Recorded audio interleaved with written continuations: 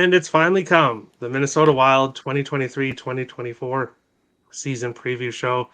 I am super excited to talk about the Wild today, and I have two really great Wild fans here that are very knowledgeable about the team. On my left, Marissa Voss. You can find her at Marissa Voss on Twitter. Alex Micheletti, you can find him, Alex Micheletti, on Twitter as well. Both of their Twitter links are in the description below, so make sure to give them a follow.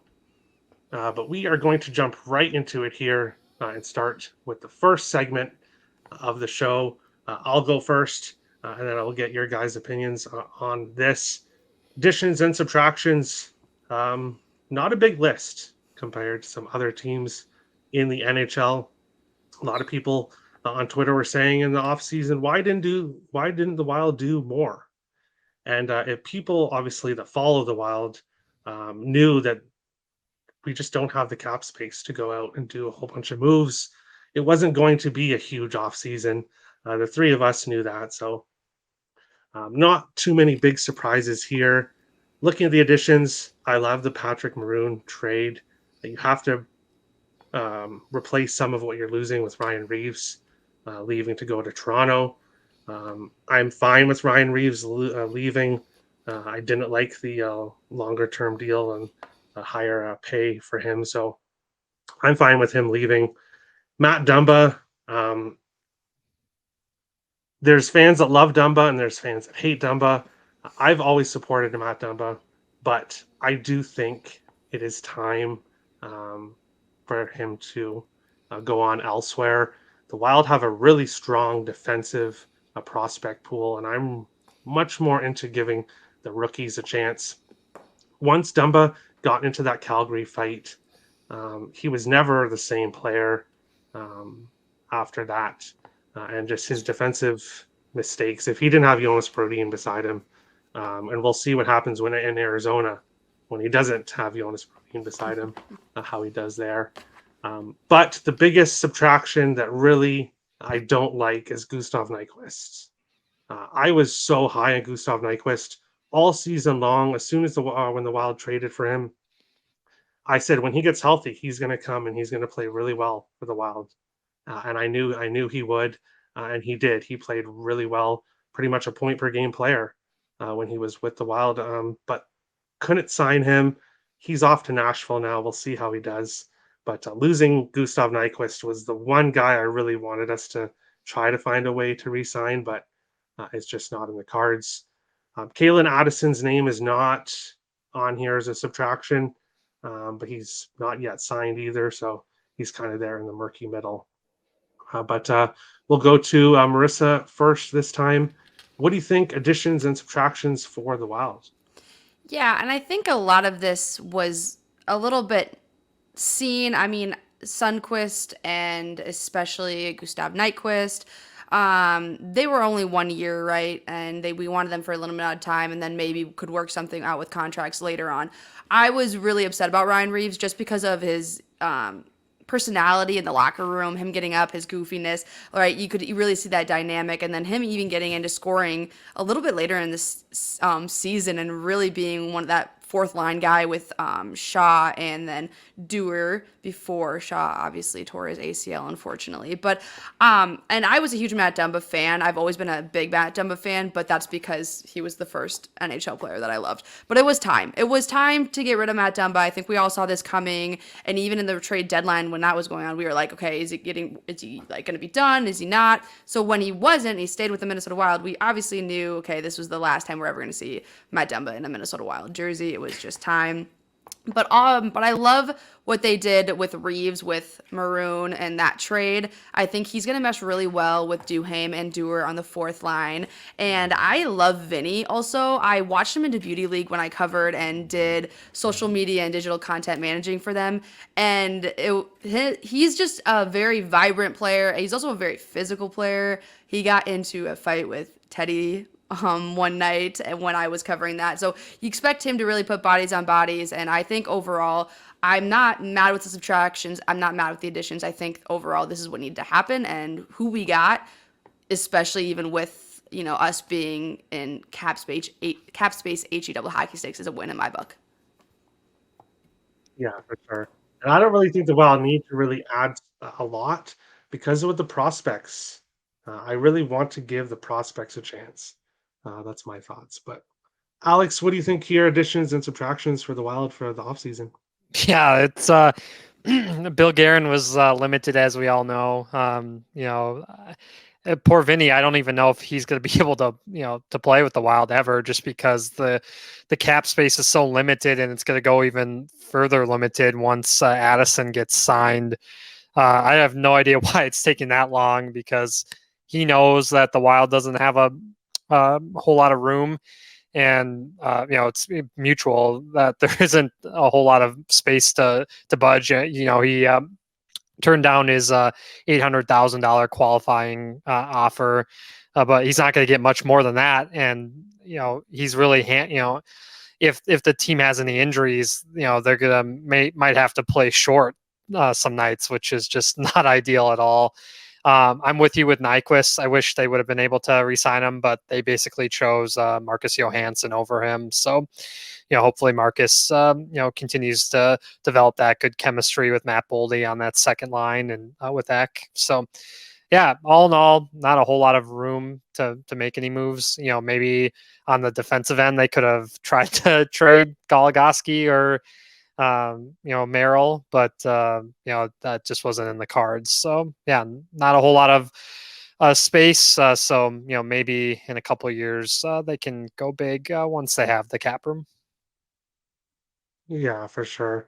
And with the Goligoski, who's really running to Bill Guerin saying, "Oh, I Right, want Goligoski. Give me right. Goligoski." We got And lucky then, with of course, he's in a with trade clause. Kulikov, so Yeah, and then last he's year. got the no trade clause Right. as well. So that's going to be tough. But hey, I wish that could happen as well. Mm-hmm. We'll go to the second segment here of the show, which is upcoming free agents. And the Wild are really interesting in the fact that they have a big forward list here, but goalies and defensemen, it's one guy on each list. And there's Goligoski, the only defenseman on the list. I think you just let him walk, and that's it. Thank you, Goligoski. Um, the most memorable moment from Goligoski's Minnesota Wild career is, of course, his 1,000th game when he scored the game winner in overtime. No, I haven't watched that video 100 times. I haven't. But yeah, that's his most memorable moment. Marc-Andre Fleury, future Hall of Famer, but he's he's getting up there in age, and I don't think a return for him to the Wild is in the cards. Maybe he retires. Maybe Guerin sends him to Pittsburgh to finish off his career there. That's a possibility as well. And then looking at the forward list, the two guys that I think are the most important to resign, their pictures are down there below. And that's Adam Beckman and Connor Dewar. Um, Obviously, Beckman has a bit of a higher scoring potential, but Connor Dewar is a really good penalty killer, and someone I value really highly on this team. Doesn't matter that he's on the fourth line; he plays an important role, and I would be making him a big focus on re-signing.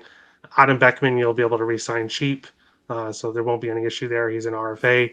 Brandon Duhaime, I'd like to have him back as well, but Caps is supposed to go up around 5 million next year, so the Wild should have a little bit more of a cap room to work with. When it comes to the top three guys, Zuccarello, Foligno, and Hartman, um, I know Kaprizov loves Zuccarello, but unless he's willing to sign a really cheap 1 or 2 year deal, I think it's best to move on. Foligno heart and soul of the team.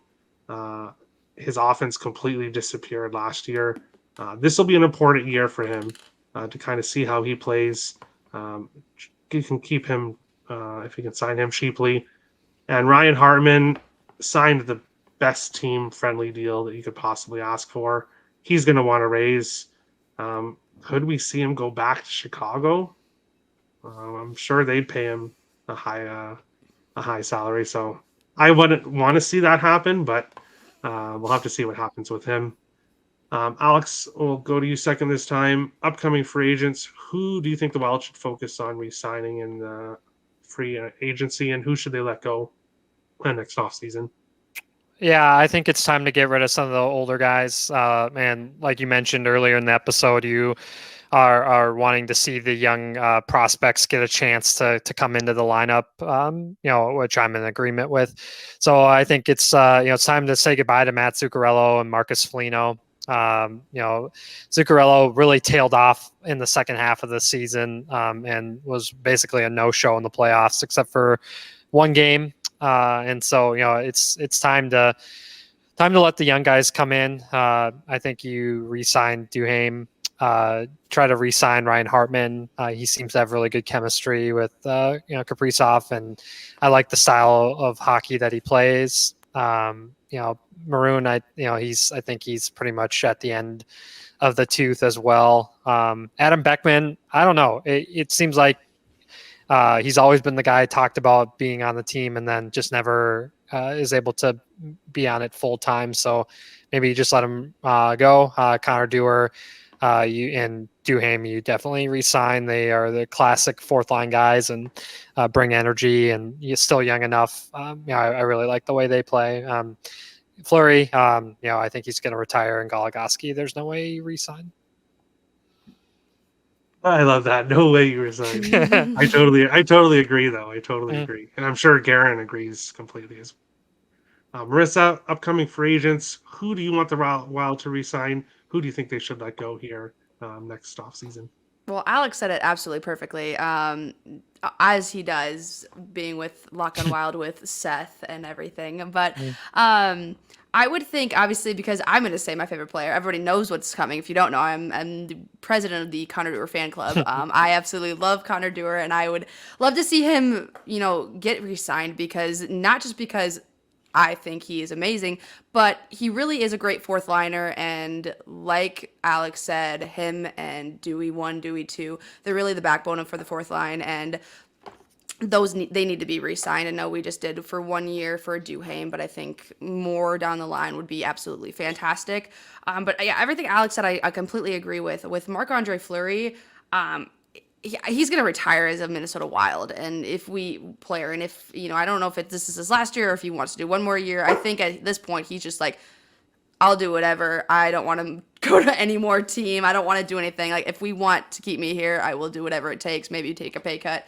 But he's made it abundantly clear that he wants to stay here in the Minnesota Wild. Alex Goligoski, love Goose to death, right? But there's no reason that we need to pay him money. There's no reason that he needs to be re-signed. What does he really bring the value in? So, I agree 100%. Ryan Hartman, I love him. I think he needs to stay. I don't want him to go to the Blackhawks, and I don't want to let him go, because if he goes with Connor Bedard, one of my best friends is a Blackhawks fan, that would be the worst tragic situation I've ever heard. So we can't let Ryan Hartman go to the Blackhawks. We have to keep him. And then Beckman, I agree with Alex. I feel like it's always the talk, the hype. The same thing with Marco a little bit, but I mean, Marco just needs a little bit more time. But I don't know if Beckman is ready to come up. I don't know if he ever will. I don't know if we need to sign him. He hasn't shown anything that we need to re-sign him. Again, he's not like Sammy Walker in my eyes, right? He's not like Brock Faber. These influential players that are super young and that are going to be the backbone of the Minnesota Wild franchise and program in the next couple of years. I would like to sign him maybe, but I also wouldn't be heartbroken if we didn't sign him and he went his separate ways. Interesting. I think he would sign for a $800,000 2-year deal, 2-way contract. So it's not like he'd break the bank to keep him. But I would just try to keep him around because he had so much scoring potential. Maybe he is a bust, but I would try to keep him around one more year myself. But next up, we'll look at possible lineup. This is according to Daily Faceoff. This is what they have. I do have the question mark there in the middle instead of Hartman. And I'll show you what I would like to see here as my lineup in a couple seconds. But this can be controversial or not, but I do not like Hartman on the top line. I don't. I don't think he's a top line center. I think Hartman deserves to be lower in the lineup. Eriksson Ek, I think he belongs right where he is on the second line with Boldy and Johansson. So this is my lineup. This is the changes I would make, which is basically I want Rossi on the top line. I want to see what this kid has. If he does not play well on the top line, then switch him with Eriksson Ek, put him on the second line. Don't give him 10 games and then send him back down to the AHL. Don't put him on the fourth line, like is what's projected. Um, Either put him on the top line, give him a chance, put him on the second line, give him a chance, or send him to the AHL again. I don't know. But don't put him on the fourth line. You're not going to be able to see his potential there. So that's my kind of thoughts. And then with the defensemen, it's projected to be Brodin and Addison on the second pair. I know a lot of people want Faber on the second pair with Brodin. I think Addison, who I'm really hoping has really worked a lot in the offseason on his defensive skills, because he is the quarterback of the power play. He should be the quarterback of the power play. And if he can just improve his defensive ability a little bit, I think he could really become a full-time top four NHLer, top four D-man. So I would put Addison with Faber, or I would put Addison with Brodin just because Brodin is so good defensively, and he could probably help Addison a bit. So Faber on the third D pair is not bad at all. Goligoski is there. I would potentially give Hunt a chance or another young defenseman instead of Goligoski, but we'll have to see what happens there. Philip Gustafsson should be the starter. Marc-Andre Fleury should be the backup. I want Jesper to have another full season in the AHL. I am very against Buffalo rushing Devin Levi. I am so glad that Bill Guerin is the type of general manager that is going to let Wallstedt develop and not rush him. He is an extremely talented goaltender, and I think he'll be the backbone of this team for a long time. So I do not want to rush him. Wait till he's ready. So this is the possible lineup based on what Cap Friendly has. We'll go to you second this time, Marissa. What do you think about this lineup? What kind of changes would you make if you were coach, and what do you think will ultimately happen? So I think it's interesting, right? Because you can talk about all this speculation, you can talk about this and what happens, and we really don't know, but I don't know. I gotta think about this now. I'm like thinking about it and I'm thinking too hard. Okay, so like with Marco, I was talking with Terry and Alex before you came in, and give me your thoughts, obviously. But I don't like the whole bring him up, put him down, bring him up, put him down. I feel like that really destroys his confidence. I feel like that really messes with his head, gives a lot of pressure. I'm all for keeping him down in the AHL and letting him cook for as long as possible until he really shows that he's ready to be brought up. I feel like Sammy Walker can handle that. I don't know if Marco can, and I feel like a lot of people want to see Marco, and yes, he's talented, and yes, I think he'll do really well for the Minnesota Wild. I just don't know if he's ready, and I don't know if he's ready for a first line. That's a lot of pressure. That's a lot, and I just feel like he can't really produce and then goes into a spiral. But once he's down in the AHL, he really becomes himself and a goal scorer and finds his confidence in his groove. If he does get brought up, let's say, and maybe does well, second line, maybe third line, but I'm just all for letting him cook down there. But I guess, that's my opinion. And I also don't think that you need to break up the Duhaime, the Dewar, and the Maroon. That's going to be a solid fourth line. That's going to be something you want to have for sure. Don't put Duhaime in the third line. Keep him down with Dewar. And obviously we know Shaw would be down there if he was healthy, which, again, stinks because I love Mason Shaw. But overall, I do like Boldy, Eriksson Ek, Johansson. I mean, maybe even Foligno go second line, maybe. And then with Jesper, keep him down in the AHL. Same thing with Marco, as long as possible. Wild fans were in my TikTok last year going, bring up the wall. And I was like, no, please do not do this to me. Like, I'm not trying to be rude, but tell me you know nothing about hockey without telling me if you want him to be brought up, because there's just no reason, right? We've got Gus, we've got Maff, and at this point that they're going to be the working duo. For defenseman-wise, I don't know with Kalen Addison. I'm flipping it. I think we go Brodin, Faber, and then Addison with maybe Goligoski, something in between there.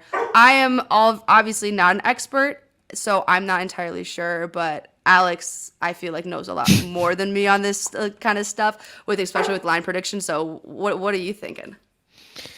Yeah, I mean, it's such a conundrum with centers again, like usual for the Wild in Minnesota sports. It's always Wild centers, Vikings offensive line problems, Twins bullpen problems. It's nothing changes. It's Yes. every year. It's the same talker. Um, Life of a Minnesota sports fan. exactly. Exactly. It's always the same. It's always the same. So Rossi, it's such a conundrum because right now, you probably have him on the third line with Foligno and Goudreau, but that's not doing him any favors. And so if he gets in Dean's doghouse again, I don't know what they're going to do. They'll send him back to Iowa, and that just crushes his confidence again because he's worked so hard this summer. But it might happen because if he's not producing, they're gonna want to say, hey, we'll go let him play top line minutes in Iowa and dominate again. So it's tough when you drafted him like a top 10 pick and you want him to be your top line center. But I just don't see Dean making that move to put him with Kaprizov and Zuccarello. I think he did it once in the preseason last year. So yeah, it's such a it's such a conundrum. But Boldy, Erickson, Eck, Hansen, I really like that line together. I think they really showed some chemistry. It's too bad that Eck got hurt in the playoffs because I think they were really ready to turn it on all together. And I really like Maroon, the older guy with the two Roadrunners just going all over the place, and there's gonna be a lot of chirping. So it should be fun to see Maroon take those two under the wing, and if someone has to fight, Maroon can do it and not Duhaime because Duhaime's had concussion issues. So I'm glad that they have someone like that. If you need to drop the gloves, you can have Maroon do it. Since he's kind of near the end of his career, and Duhaime and Dewar are still going strong. As far as defense, Addison, it's another conundrum because they don't have anybody else on the roster that can play the power play. Really, I mean, they have Spurgeon, just by de facto on the second power play unit. Maybe Goligoski can do it.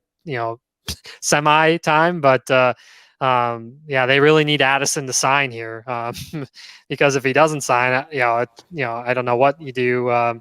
You maybe have Hunt, call a punt and then have him play a little bit. But this is a big year for Addison because he's not getting a multi-year deal; he's getting a one-year deal, and they're gonna say prove it that you deserve a long-term contract. And like you mentioned too, Terry, his hopefully his defensive and battling has improved a lot, and we've seen him on social media all over the place with Wild teammates, so that's nice. And he looks a lot bigger too, so not in a bad way, but in muscle wise. So yeah, we'll see. It's the strength of this Wild team has always been their decor. Losing a guy like Matt Dumba, that throws a wrench into things. Brodeen and him had such great chemistry together, and talk about a polarizing player, Matt Dumba. It's kind of like Kirk Cousins with the Vikings. Either you hate him or you really love him. There's no in between, and he had a lot of tough stretches. After he got hurt when he fought Matthew Tkachuk and tore his pec. But he really turned it on the last part of the year there, and it helped him get a bigger 1-year deal with the Coyotes, and then he's hoping that he can cash in next summer or two when the cap goes up. So yeah, very interesting. As far as with the goalies, hopefully Gus gets the majority of the starts. But it sounds like they're going to do a little bit more of a rotation at the beginning of the year. But if one of Fleury struggles, you got to ride Gus, I think, and let Fleury get his record, and then let Gus take over. That's what I think. And Jesper, I'm with you, Terry. Don't rush him. And it's good to hear him say that he doesn't want to be rushed either. So that shows that he's maturing, and yeah, I really like that from Jesper. Yeah, for sure. If you want to know about more about the Wild prospects, I did do a video on the channel going over. It's called "The Future Is Bright," where I went over the Wild's history lately and their future season. So make sure to check that video out as well. But we'll go to the final segment of the show, which is future bets, looking at the future for the Minnesota Wild this season. And I've obviously went over the other teams in the Central Division, a few of them at least, and I think Central Division's pretty set. I think Colorado and Dallas are fighting for first and second spot, and I think the Wild are firmly in that third spot. The other teams in the Central, I think, have big question marks. Nashville's definitely done a lot in the offseason, but chemistry, we'll have to see how chemistry goes for them. People are talking about the Blackhawks making the playoffs, which is absolutely insane. Not a chance. I've already talked about Connor Bedard, and speaking about going back to the last segment, I cannot wait for Connor Bedard to be introduced to Foligno and Duhaime and Marone. I'm sure they will all have a nice introduction with Bedard eventually. But looking at the Wild's future bets, make the playoffs they're obviously big favorites to make the playoffs. I do think the Wild make the playoffs again. Point totals at 95.5. People have been predicting the Wild to fall the last few seasons, 113 in 2021-22. They did drop 10 points last year, but still went over their total and hit 103. Now the total's at 95.5. I honestly do think we're going to see Marco Rossi this year, and I do think he's finally going to play to the potential. And I do think this Wild team is going to make the playoffs, and I think they're going to finish third in the Central. I think they'll hit over the point total. I don't see anything changing there. I wouldn't bet win division or win conference. As much as I would love to say, go bet the Wild to win the Cup, this is the year. It's not. The Wild will not make it past the first round. We've all been through this before. But you can count on the Wild to win Game 3. I always handicap in the playoffs. Wild win Game 3. I bet it the last few years, and they are able to win Game 3, so you can count on that. But otherwise, unfortunately, you can't count on the Wild in the playoffs, as much as I hate to say it. Kaprizov goals 43.5. Last year, he had 40, only played 67 games. Kaprizov stays healthy. I think he can go closer to 50 goals this year. Again, Gustafsson wins 25.5. He had 22 wins last year, played less games than Fleury. I think if he plays more games than Fleury this year, I think he'll hit his over and the win total. But then again, Gustafsson's a question mark because when he was in Ottawa, he didn't look anything like the goaltender he looked like last year with Minnesota. So he's played one season. I wouldn't be rushing to go bet his wins over. I would like to see another really good season from him to do that. Boldy to score 40-plus goals is plus 1,500. He had 31 last year. I don't think that's a bad bet. I think there's a ton of value there for Boldy to score 40 goals. I definitely think that's possible. Eriksson to win the Selke is definitely possible as well now that Patrice Bergeron is retired. So I would potentially look at that. Rossi to win the Calder. Obviously, Connor Bedard is the big favorite. People are talking about Cooley in Arizona as well. If Rossi does get the top line with Kaprizov, plus 4,000 to win the Calder Trophy is a great bet.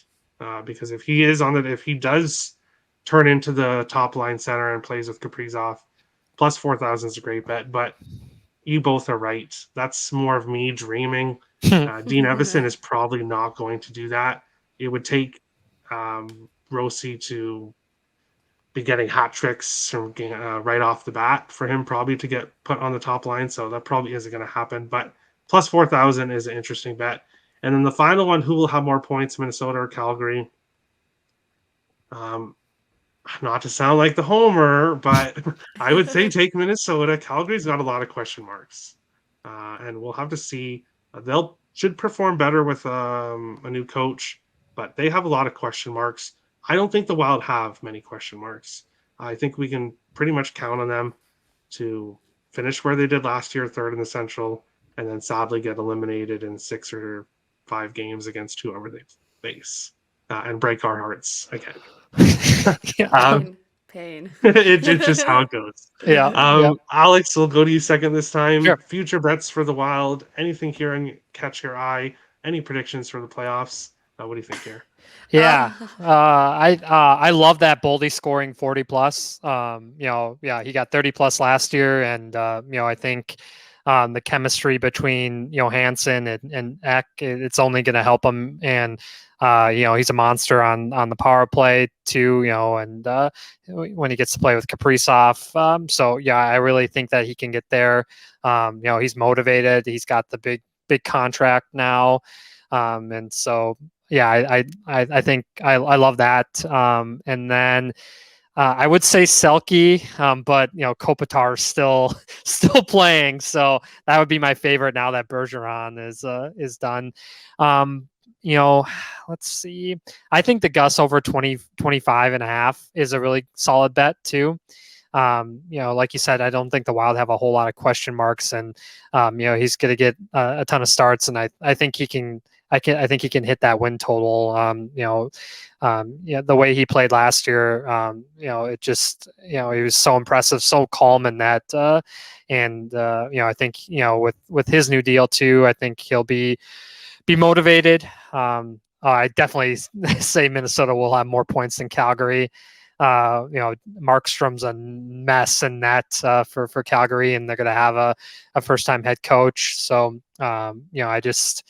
I don't see them playing better than the Wild. So those are some of mine. Nothing else really is. Well, I mean, obviously making the playoffs. I think they finished third. Watch out, Nashville, though. I'm with you, Terry.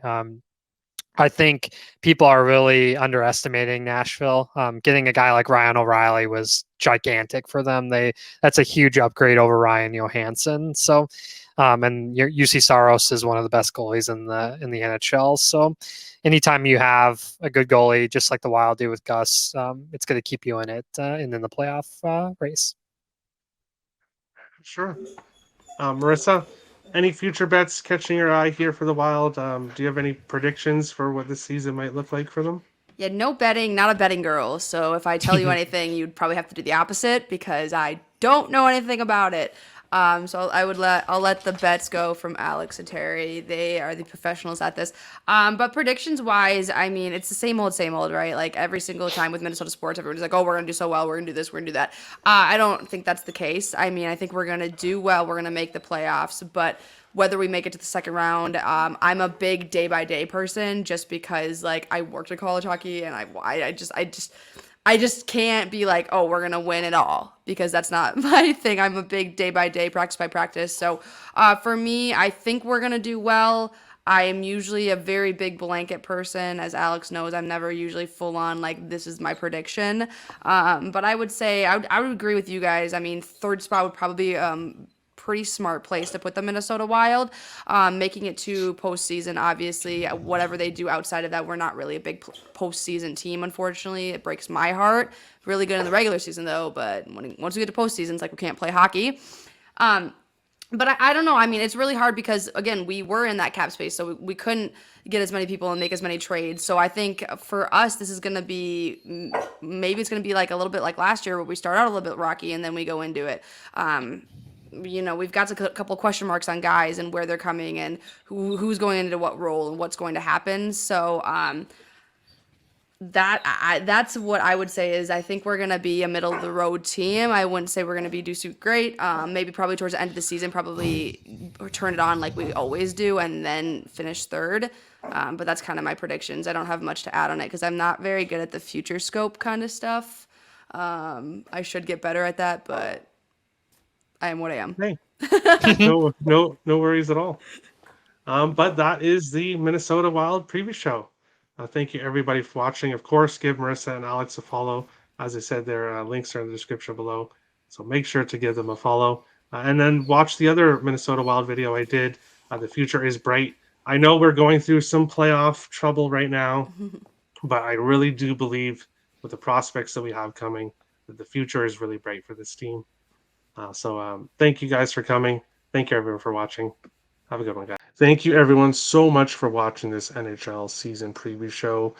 Make sure to hit the like and subscribe buttons as we continue on breaking down all 32 NHL teams, which will lead to the regular season when the Getting Wild with Terry and Friends NHL betting show will return. Thank you everyone for watching. Of course, make sure to follow everyone in the description below that was on today's show to show them some support. Thank you, everybody, for watching, and we'll see you on the next show.